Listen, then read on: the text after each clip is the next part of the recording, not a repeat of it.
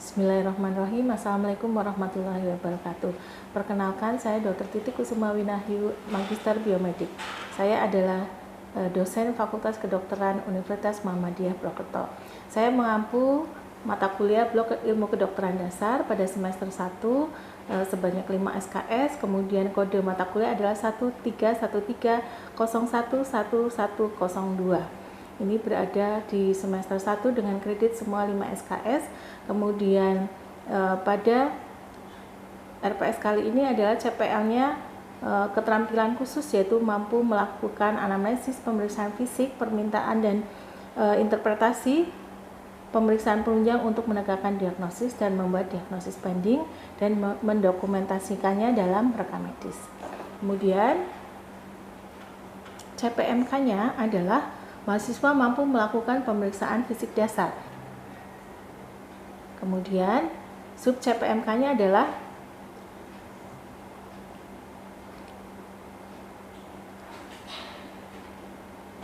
mahasiswa mampu menjelaskan prinsip umum dasar-dasar pemeriksaan fisik. Yang kedua, mahasiswa mampu melakukan pemeriksaan inspeksi torak dengan benar. Yang ketiga, mahasiswa mampu melakukan pemeriksaan palpasi torak dengan benar. Yang keempat, mahasiswa mampu melakukan pemeriksaan perkusi torak dengan benar. Yang kelima, mahasiswa mampu melakukan pemeriksaan auskultasi torak dengan benar. Pada mata kuliah ini akan terbagi menjadi 2 sesi. Sesi pertama adalah sesi terbimbing atau kuliah pengantar dan kuliah pengantar. Kemudian sesi 2 adalah responsi atau uji unjuk diri keterampilan klinis yang akan dinilai. Baik, untuk selanjutnya mari kita saksikan video pembelajaran saya yang akan menerangkan tentang bagaimana cara pemeriksaan dasar-dasar pemeriksaan fisik torak dengan benar. Selamat menyaksikan. Terima kasih. Bismillahirrahmanirrahim. Assalamualaikum warahmatullahi wabarakatuh. Waalaikumsalam warahmatullahi wabarakatuh. Alhamdulillahirrahmanirrahim. Siang hari ini kita dapat bertemu ya di sesi kuliah terbimbing pada blok kedokteran dasar, ilmu kedokteran dasar, SKISLAB ya, atau keterampilan klinis untuk topik pemeriksaan dasar-dasar pemeriksaan fisik torak. Gitu ya, Dede. Baik, sebelum kita mulai, Dede sehat semua ya? Sehat Bang. Ya, sudah baca buku panduannya ya? Sudah dong. Oke, Ibu akan menyampaikan nanti juga materinya dari buku panduan ya. Oke, saya absen dulu. Diva hadir? Hadir dong. Oke, saya acak ya, Vivi. Oke, Salsabila? Oke, Zahra? Hadir. Satria? Oke, Okta? Ya, Cindy Aulia? Oke, Noval? Hadir. Satria? Oke, Najwa? Oke, Kamelia? Oke, hadir semua ya, alhamdulillah. Oke, adik-adik. Baik, saya akan menyampaikan materi pada siang hari ini.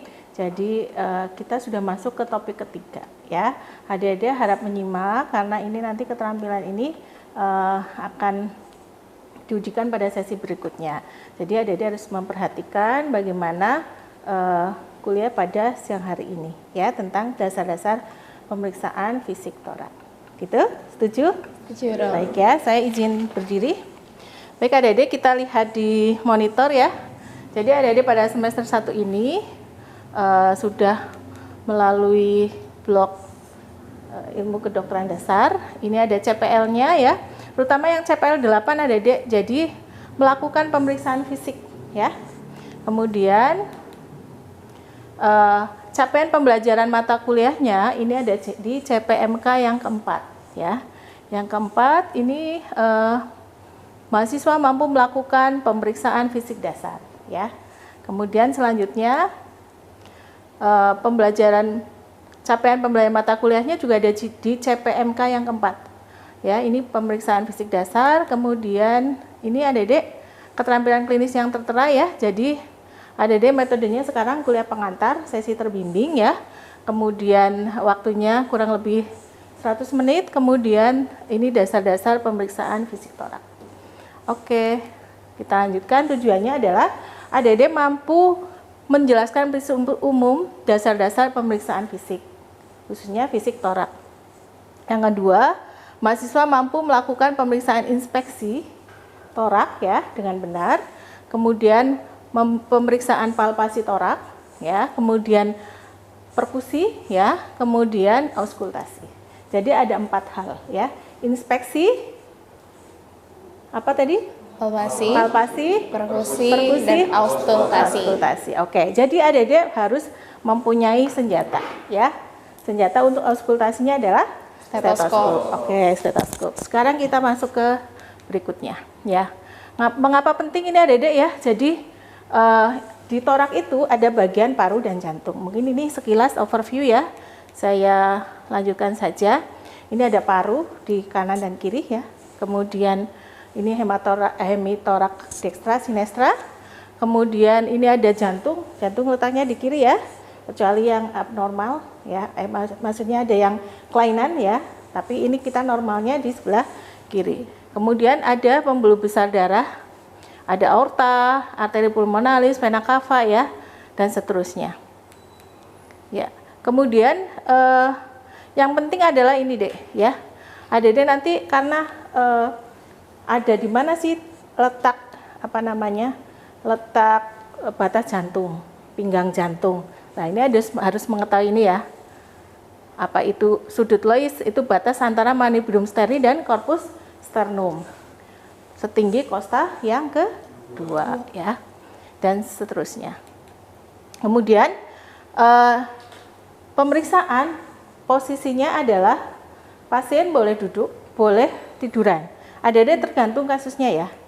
Duduk kalau pasiennya mampu atau memang terbatas ya. Tapi kalau misal tiduran, pasien lemah dan sebagainya, ada membutuhkan bed untuk pasien berbaring dengan nyaman ya.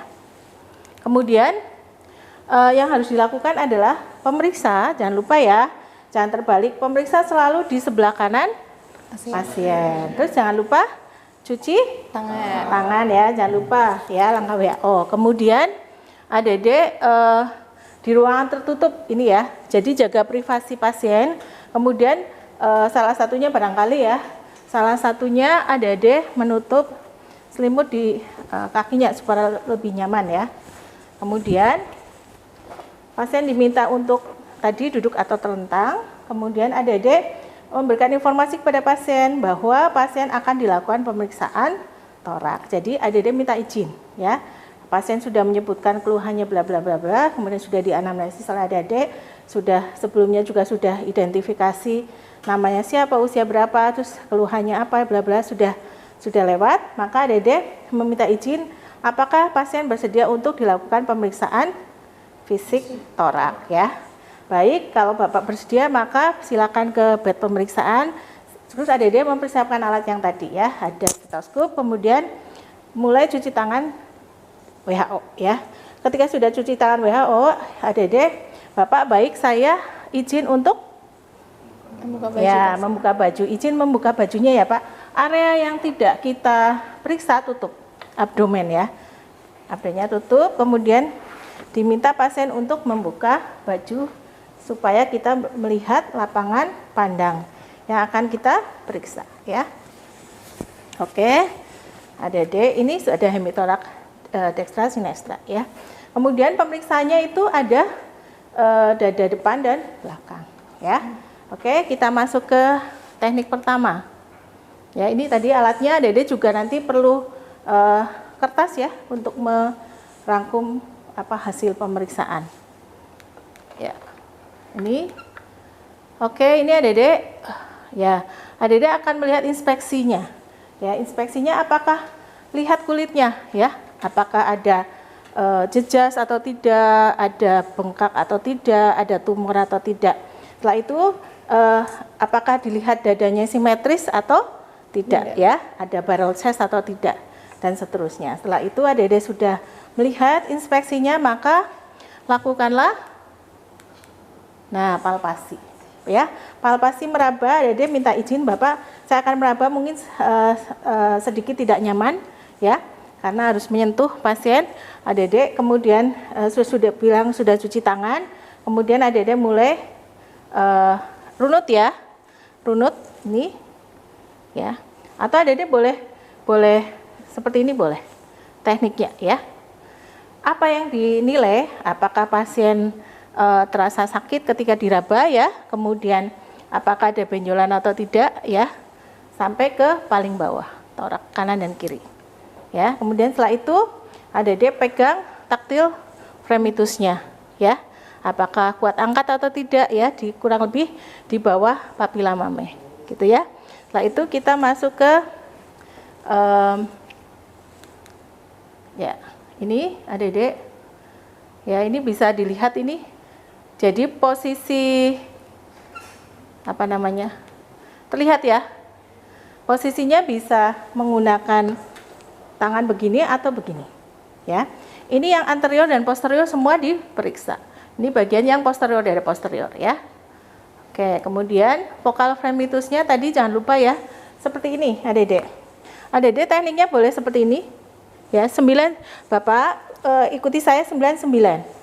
Adik-adik boleh seperti ini ya. Atau mau 99 itu boleh ya. Demikian juga nanti yang anterior. Jelas sampai di sini? Jelas. Jelas ya. Oke, kita sampai ke selanjutnya. Perkusi. Perkusi untuk mengetahui bagaimana bunyi torak ya, rongga torak. Karena tadi rongga torak ada paru, jantung, terus perbatasan liver sama perbatasan gaster ya. Nanti bunyinya akan berbeda. Oke, kita mulai dari teknik perkusi. Yang satu pada tempat, yang lainnya melayang. Kenapa yang sini tidak boleh? Karena nanti akan mengganggu resonansi ya. Kalau di biomedik seperti itu akan mengganggu bunyi aslinya ya. Makanya kalau bisa juga ini yang menghalangi harus dibuka ya. Oke, adik-adik tekniknya seperti ini ya. Kemudian ketuk ya.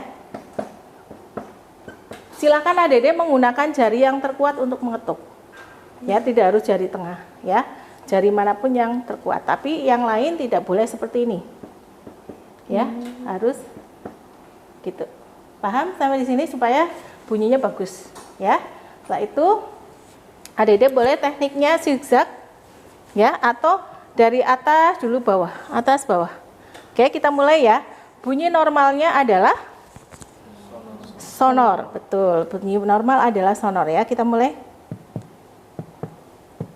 Sonor ya. Sonor. Masih sonor. Sonor. Sonor. Sonor. Nah, ini mulai redup. Redup ya. Redup tuh. Redup. Redup. Timpani. Sonor. Sonor. Timpani. Pekak ya. Adik-adik, jadi batasnya adalah ketika semua suara di hemitorak itu adalah sonor, ketika masuk ke batas jantung itu redup.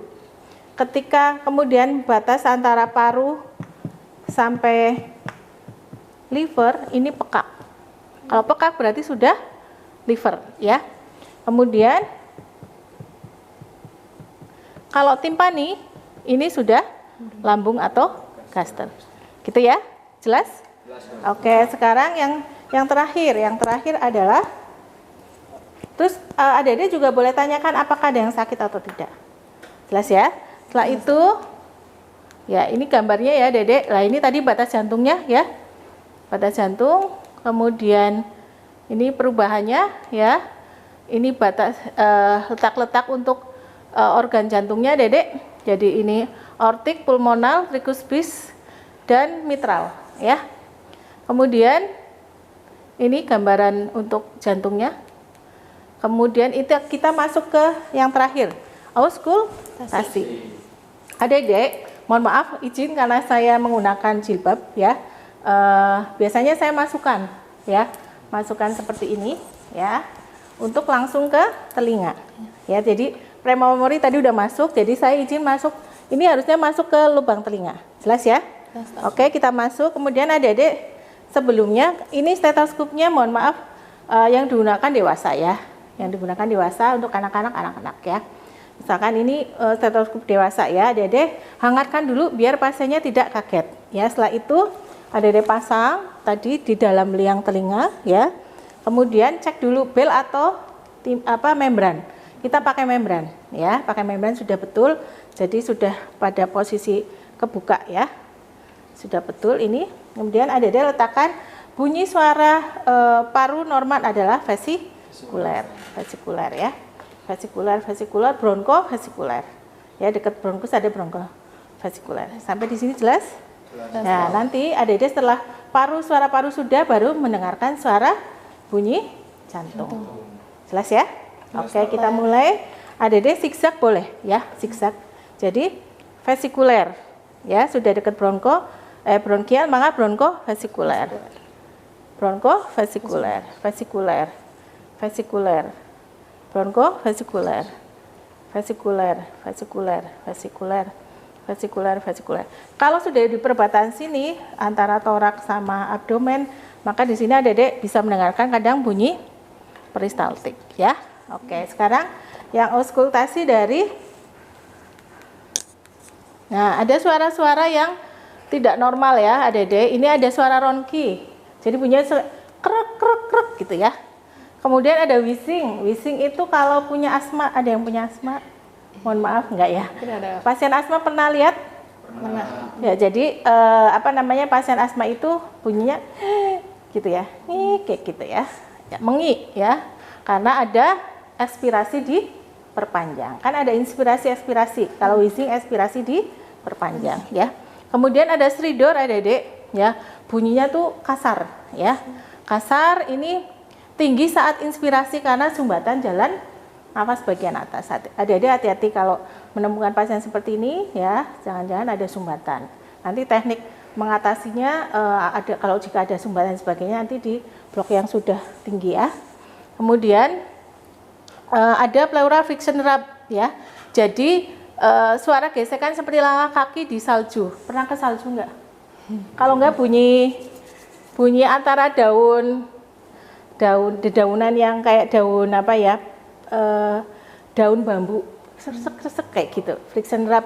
Ini biasanya pada pleuranya, karena pleuranya ada peradangan ya gitu. Kemudian ada ronki kering seperti menengkur ya, sedikit ya, bergetar ya. Kemudian kadang juga ada suara yang dahak terlalu banyak. Sampai baik Adik-adik sudah paham yang saya jelaskan? Paham. Oke, kalau paham, Adik-adik terakhir pemeriksaan adalah kembali cuci tangan WHO ya. Ya, terus pemeriksaan sudah selesai ya. Oke, Adik-adik silakan kalau ada pertanyaan saya buka. Pertanyaan siapa? Ada yang mau bertanya? Ya, Diva. Izin bertanya dong, untuk dari melakukan perkusi sendiri itu teknik yang benar itu menggunakan 5 jari menempel ke dinding torak pasien atau hanya cukup 1 jari saja gitu, Dok? Oke ya. Jadi Diva tadi Ibu jelaskan ya, teknik pada saat perkusi adalah adik-adik tidak boleh semuanya nempel begini ya. Nempel begini tuh nggak boleh ya. Yang boleh adalah harus misalkan salah satu jari ya, salah satu jari. Karena resonansinya akan menghilangkan suara yang lain. Kalau adik-adik dalam fisika kedokteran itu kalau misalkan ada ada resonansi ya, tabung gitu ya, kemudian adik-adik pegang, maka bunyinya tidak akan terdengar dengan bagus. Itu maksudnya, makanya tidak boleh semuanya itu diketuk begini nggak boleh. Karena yang lain mengganggu ya. Jadi bikin noise ya, tidak boleh. Jadi harus tenang. Kemudian kalau seperti ini maka resonansinya akan bagus, yang terdengar bunyinya bagus. Gitu. Jelas ya? Atau malah normalnya Dede ketika ada suara begini ya, kemudian ada suaranya beda. Gitu. Jelas ya? Jelas. Ya, jadi karena akan mengganggu suara aslinya. Gitu, rambatan ya. Oke, ada yang ditanyakan kembali? Cukup, alhamdulillah. Kalau sudah cukup, kita insya Allah akan bertemu di sesi responsi. Jadi saya ulang, ada inspeksi palpasi, perkusi, auskultasi, Oke, jangan lupa auskultasi menggunakan. stetoskop. Oke, terima kasih adik-adik. Selamat belajar. Saya akhiri, mohon maaf apabila ada kekurangan. Billahi taufiq wal hidayah. Wassalamualaikum warahmatullahi wabarakatuh. Waalaikumsalam warahmatullahi wabarakatuh. Terima kasih dokter. Sama-sama.